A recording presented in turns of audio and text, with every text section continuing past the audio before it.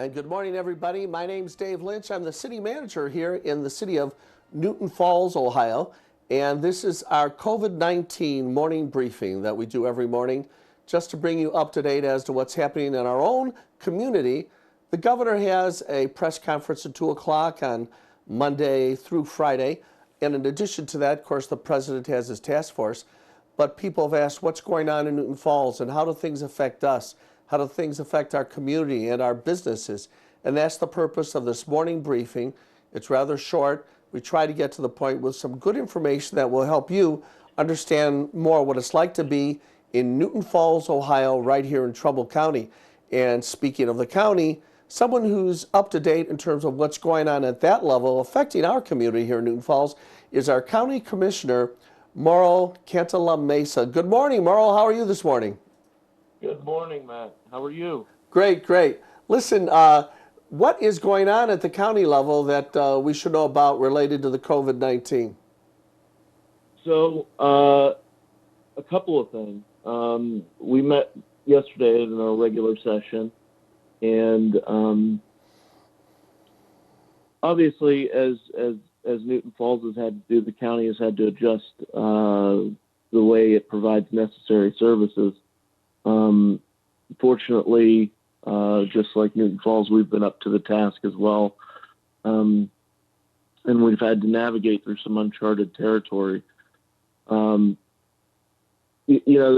crisis continues to unfold, unfortunately, and it's having more and more of an effect on the financial solvency of the county. So we've taken a couple different measures to ensure that we're keeping everyone working and we're providing services to the citizens that we have to. As you know, as people may know, sales tax is the major revenue stream for the county, and obviously with businesses being shut down for a period of time, like restaurants, like department stores, like any of those things, that revenue stream is definitely curtailed. We still are able to recoup some sales tax with internet sales tax because a lot of people are using Amazon and all that, but we definitely are feeling the hit. You couple that with the loss of the casino revenue, which is another revenue stream that we get in the county, and the Federal Reserve's lowering interest rates, the lowest they've been since the recession. So it's sort of the perfect storm, unfortunately. So we've had to, for lack of a better term, just adjust and rethink how we provide services. Sure. Hey, Commissioner, tell me about communications a little bit. Your meetings are always open to the public, but now we know with the social distancing, that's a challenge. How are you guys dealing with that part of the problem? It is. We still meet every Wednesday at 10:30, but we with the AG's new opinion about working or calling in the meetings, or now you don't have to be physically present. At least two commissioners do not. So we try to, at least one of us tries to not be there in the building. We can call in. We can, be patched in that way. But even if we are in meetings physically present, obviously we try to stay 6 feet away. We had our meeting yesterday, and normally we're all sitting up on the dais, but all three of us were there, and we were literally on different sides of the room. So, and obviously, trying to adhere to every guideline that we can to not, to reduce the spread, and if at all possible, not be in the building any more than we have to, I guess. What about the county workers? You've got people that need to be close to each other or closer in offices, and you've got service workers. Are you going into any of these changes of shifts the way some organizations have? Yeah, some departments and some buildings are more of a challenge than others because, for example, Job and Family Services, there are quite a few employees, and the challenge of keeping all those people 6 feet apart is very difficult. In other departments, it's a lot easier. There's more room, but it just depends on the building and how many employees are in each department. So we've staggered some shifts. We've tried to keep people working from home and working remotely whenever possible to reduce the amount of people, especially in those larger departments that are right near each other. We've been able to do that. We've been able to keep up with all the mandated services. It's a testament to our employees. It's a testament to our department heads for being able to do that. Well, you commissioners have done a great job of keeping the train of county services on track. Before we let you go, Commissioner, we appreciate your being with us this morning. How's this affecting your family on a personal level? Oh boy, yeah, it's I have a 6-year-old, and I have obviously my mother is still with us, and she's healthy and wonderful, but I, like a lot of people, I just worry about. I'm more worried about them than myself, Sure. Especially my son, and I don't see him nearly as much as I'd like, but when I do, I try to make the most of it, and sometimes the distance away from him makes it even more difficult. But no, it's like everybody out there, we worry about our loved ones, we worry about our neighbors and our friends.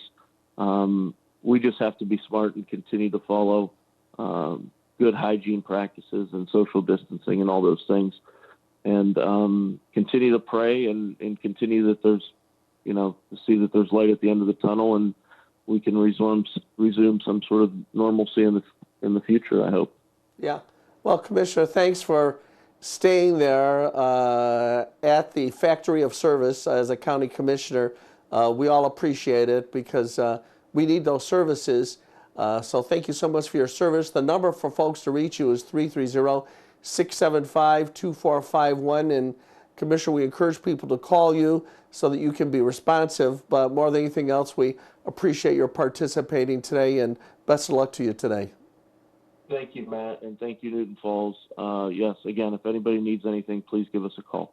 Okay. Thank you. Thanks, Commissioner. That was Commissioner Mauro Canta La Mesa, one of our outstanding public employees, and we are delighted to hear from him talking about some of these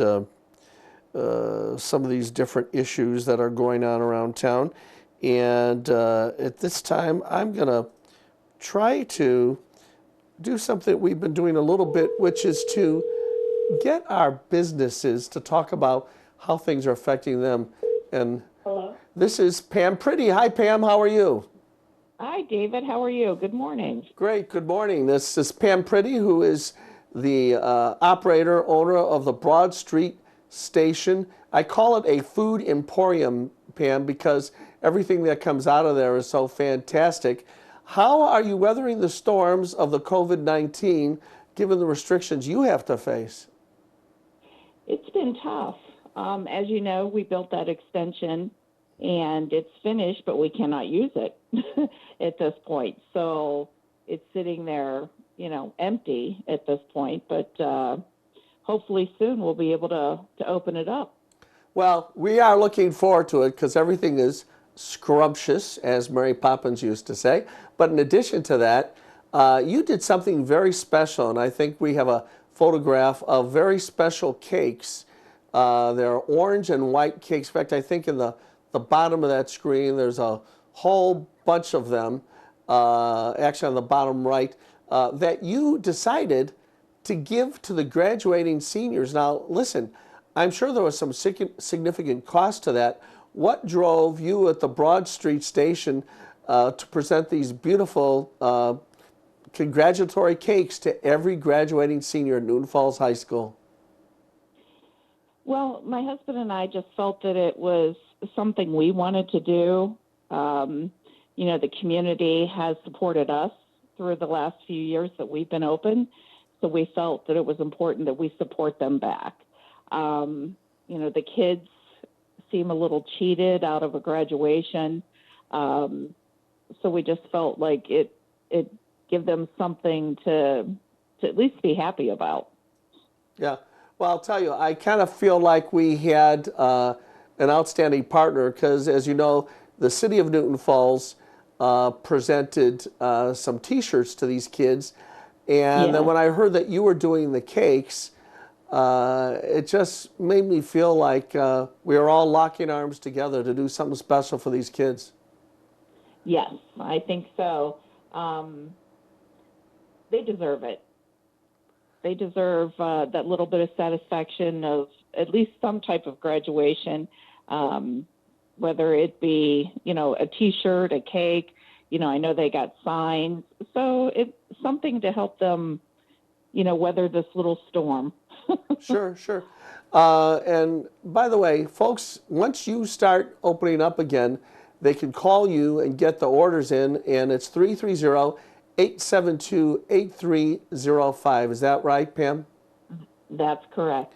Yeah, and you do take advance orders, isn't that true? Yes, we do take orders. I get a lot of them over, you know, Facebook messaging. A lot of people will message me and ask for cakes or muffins or cookies, you know, things like that. So we have been doing it, even though we've been not closed. We have been filling some orders. Sure, sure. Well, Pam, it's wonderful. It just seems like whenever there's something going on in the community, you turn around and there you are.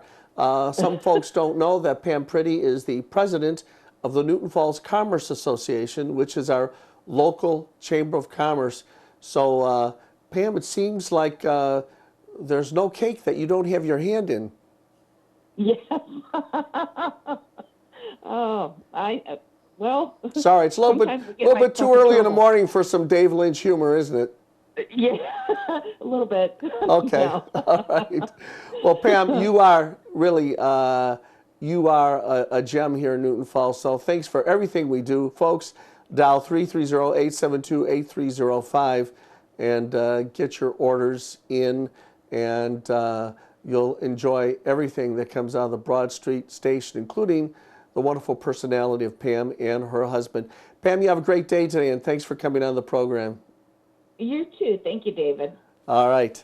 That is Pam Pretty, the president of the Commerce Association, and from the standpoint of my gastronomic interests, the person that makes those wonderful cakes and cookies of the Broad Street Station. And I'm hoping that the governor is going to be making things such that places like that can open their doors again. She made quite an investment in that beautiful facility over there, and we want to see what the inside of that is like. Well, folks, that brings again us to the conclusion of another morning COVID-19 briefing here in Newton Falls. As the commissioner said, be in prayer, and I do want to make sure I encourage everybody wear these masks. Again, I'm in a TV studio, and I'm a long way away from the director, producer of this program. But when you are in a store, wear these masks. That's mandatory in Newton Falls starting tomorrow. But I'm hoping that enforcement of that really is through the concept of social pressure. We're a loving community, and so let's show how much we love other people by wearing the mask. All right, folks, stay in prayer. God will listen to you. And God bless America, and God bless the city of Newton Falls.